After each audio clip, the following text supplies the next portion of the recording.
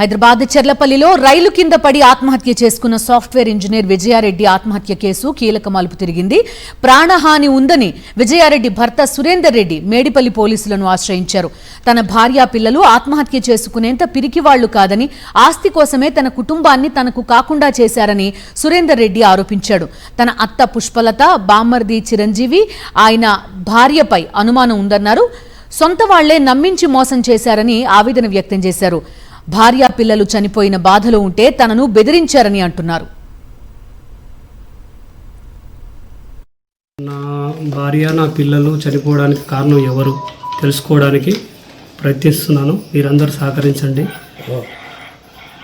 మేడిపల్లి పిఎస్లో నేను కంప్లైంట్ చేశాను.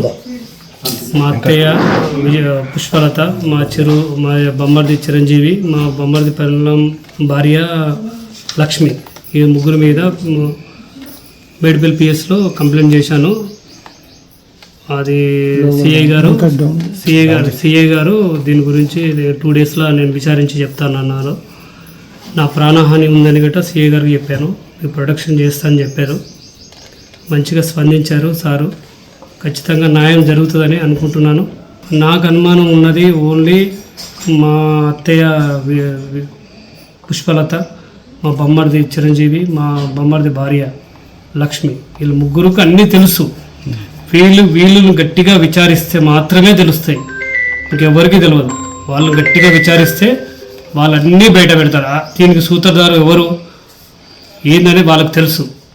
వాళ్ళు విచారిస్తేనే ఇవన్నీ బయటకు వస్తాయని నా నమ్మకం ఉంది. ఖచ్చితంగా పోలీసు వాళ్ళు విచారిస్తారని నమ్మకం ఉంది. ఎవరు దీనికి బాధితులు వాళ్ళ మీద కఠిన చర్య తీసుకోవాలని కోరుకుంటున్నాను. ఆ రోజు చనిపోయిన రోజు మా అత్తయ్య 3 గంటల సేపు ఇక్కడ ఉండి ఇంట్లో ఉన్న 1.5 కేజీ గోల్డ్, 1,40,00,000 డబ్బులు, మళ్ళీ విలువైన వస్తువులు తీసుకుని వెళ్ళింది.